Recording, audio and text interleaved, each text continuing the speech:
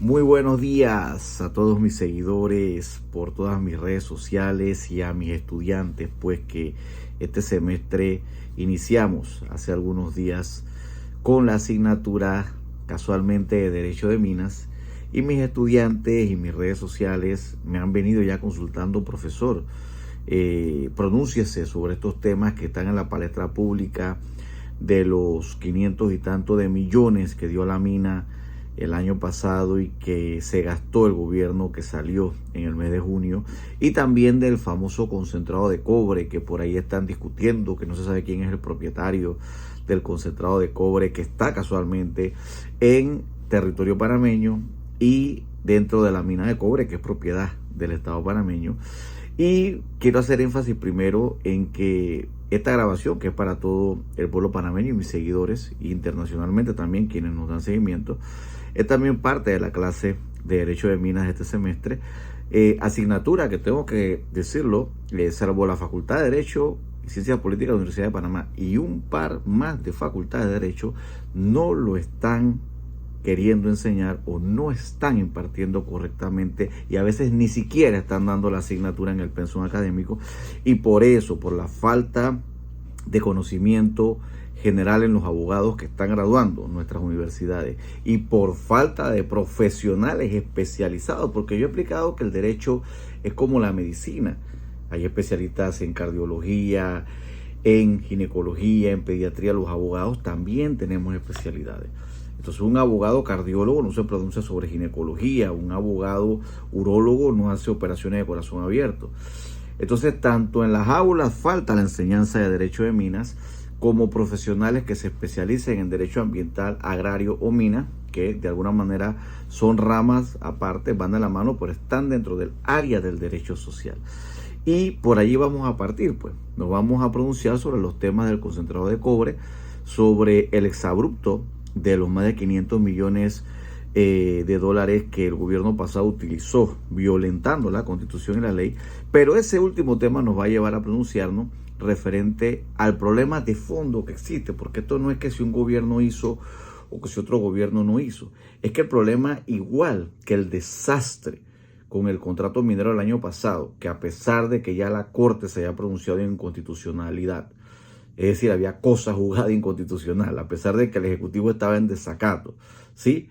Pero no existió el conocimiento por un lado y no existió la voluntad por otro de los jueces, de los magistrados, del Estado en general, de entender cosas fundamentales constitucionales con respecto, por ejemplo, a los recursos del subsuelo. Asimismo, este tema de cómo y por qué se pudieron gastar 500 millones de dólares que eran del tema de la mina y que estaban de alguna manera estipulados para X, Y o Z asunto, cómo fueron a parar a una famosa cuenta única del Estado. Entonces, de eso también voy a tener que hablar, porque ahí también hay unas tremendas violaciones en la Constitución. Entonces, vamos a comenzar por el principio, sobre el tema del concentrado de cobre. A ver, voy a leerles porque parece que todavía algunos no quieren entender lo que dice la Constitución.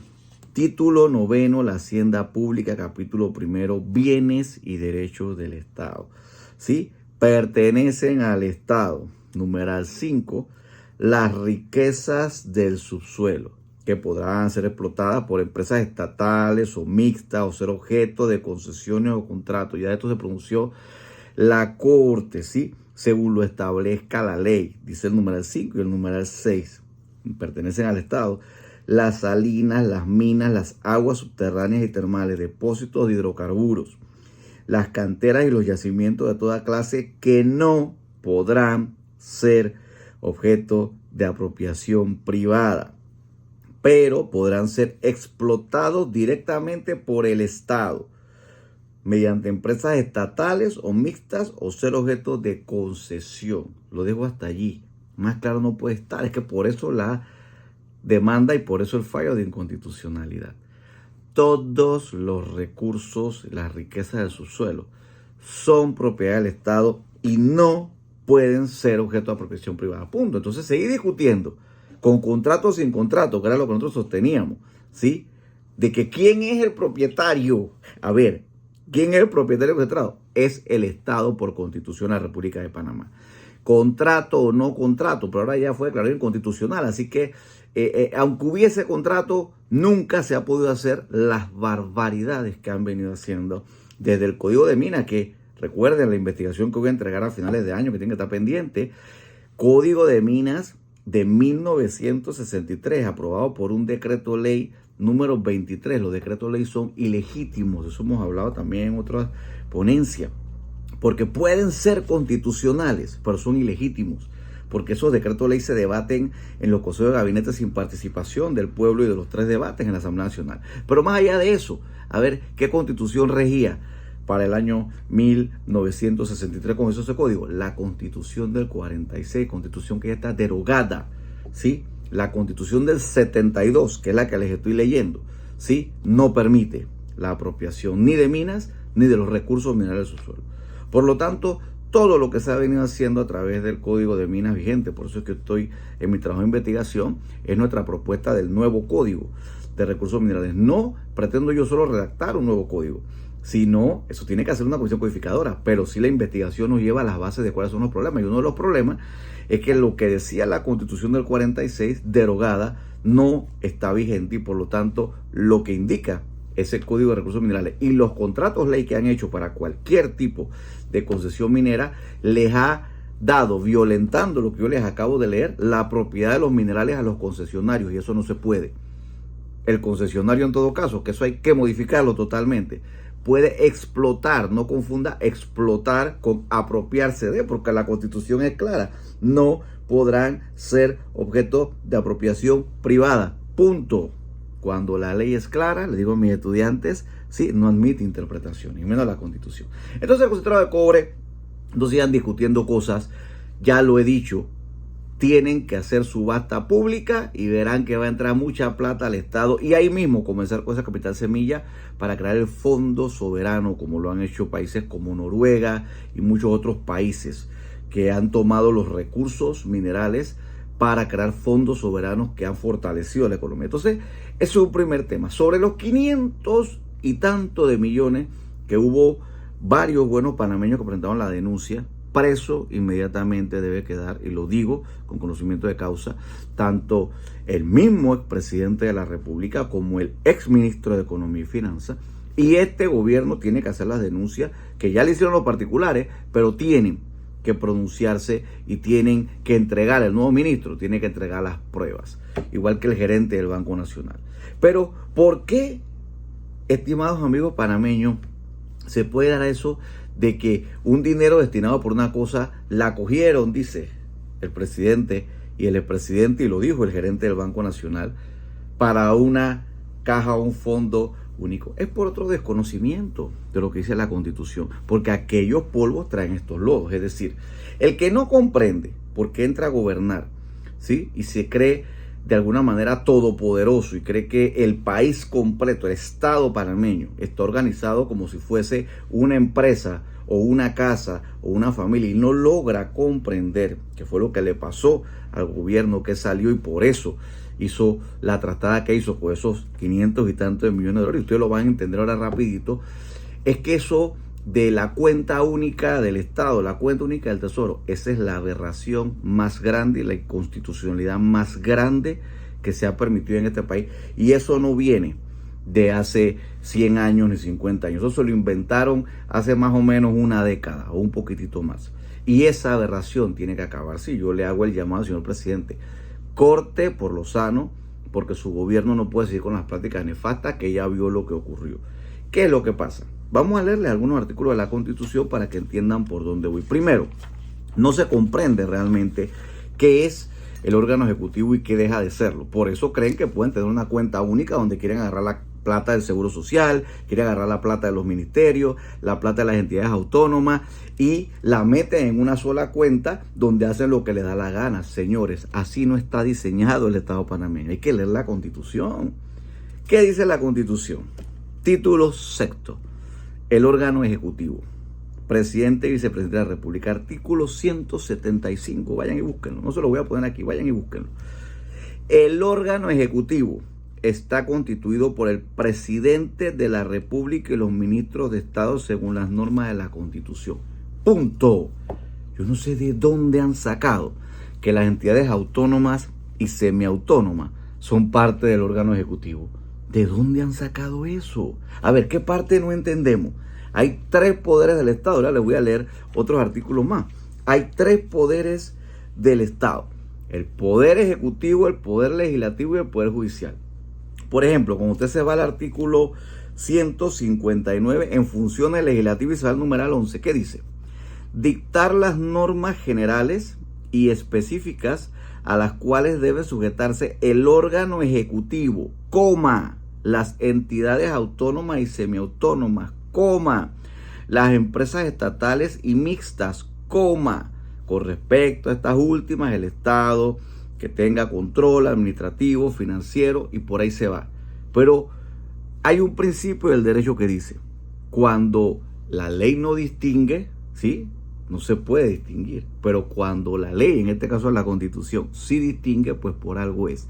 En toda la Constitución, cuando usted comienza a leer lo que significa obviamente las definiciones de poder ejecutivo, en ningún lado las entidades autónomas, ¿sí?, del Estado son parte del órgano ejecutivo. No lo son.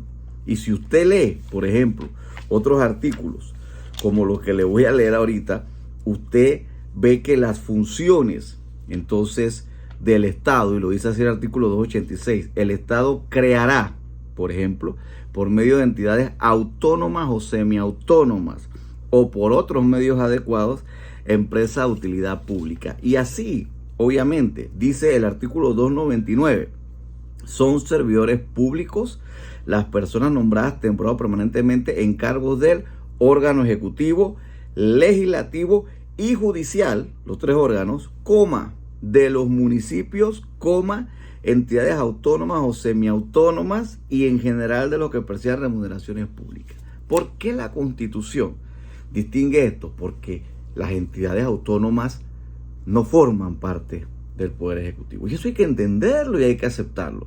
Hay entidades autónomas y semiautónomas. Eso también lo explicaremos en otro video.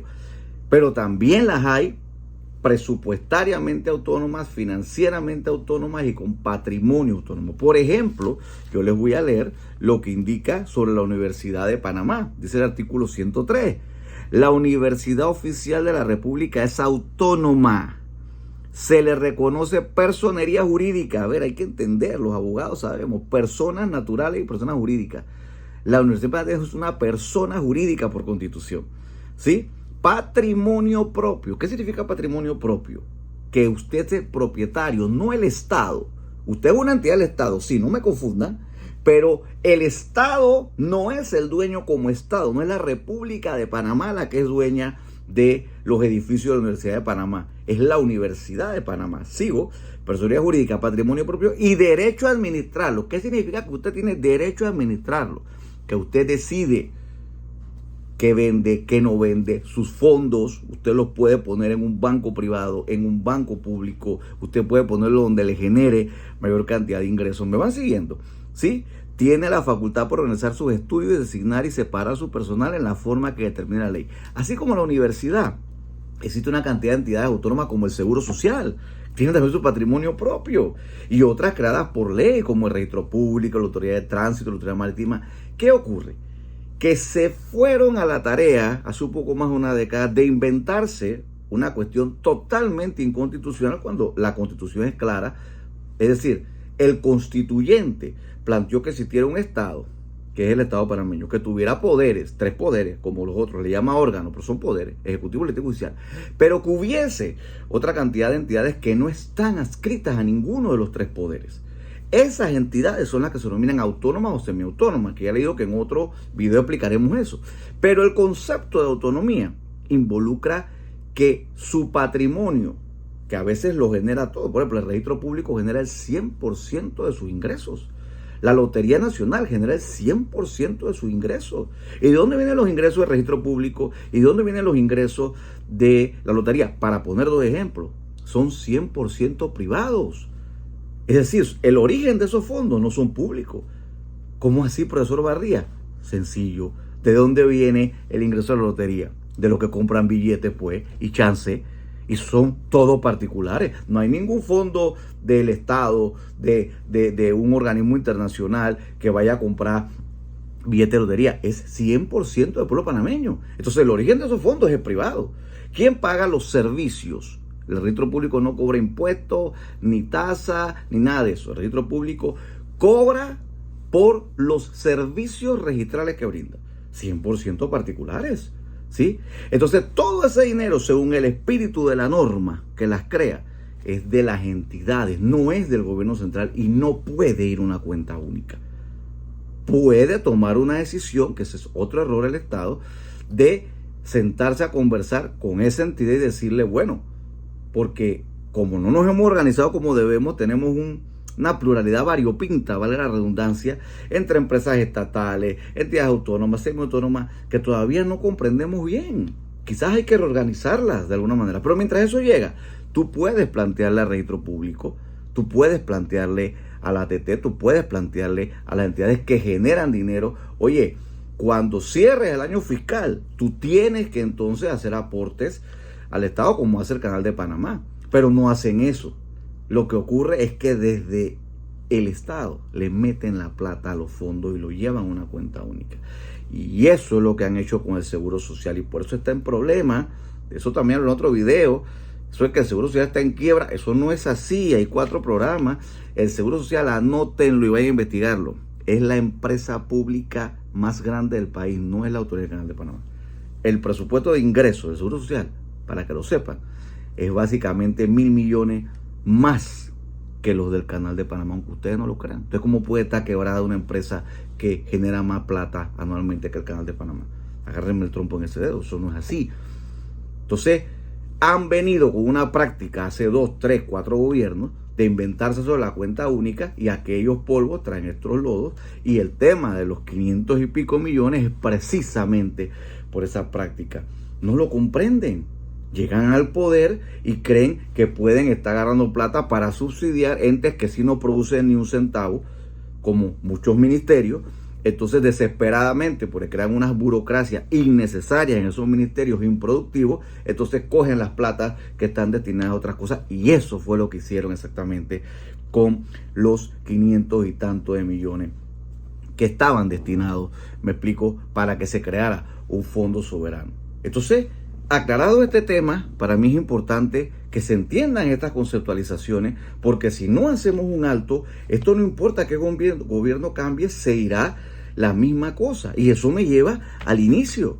¿Qué vamos a hacer, profesor, con el tema de la mina? Bueno, es que lo primero que tenemos que entender es que la Constitución siempre ha dicho, esta Constitución, por eso es que yo la muestro siempre aquí, ¿sí?, que todos los recursos del subsuelo, los recursos minerales, son patrimonio del Estado y no pueden ser objeto de apropiación privada.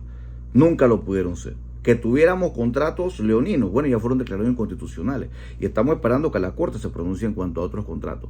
Eso no significa que el Estado no pueda explotar, como dice allí, sus recursos naturales. Esa discusión tiene que darse y en base a lo que dispone el Acuerdo de Escazú y algunas otras convenciones que son parte del bloque de la constitucionalidad, y hay que hacer el control de la convencionalidad, es decir, son parte de la Constitución, pues habrá que hacer consultas públicas y decir qué vamos a hacer, pero no entrar a discutir que si el concentrado de cobre de quién es de Panamá, señor presidente. Ya, se lo digo con conocimiento de causa.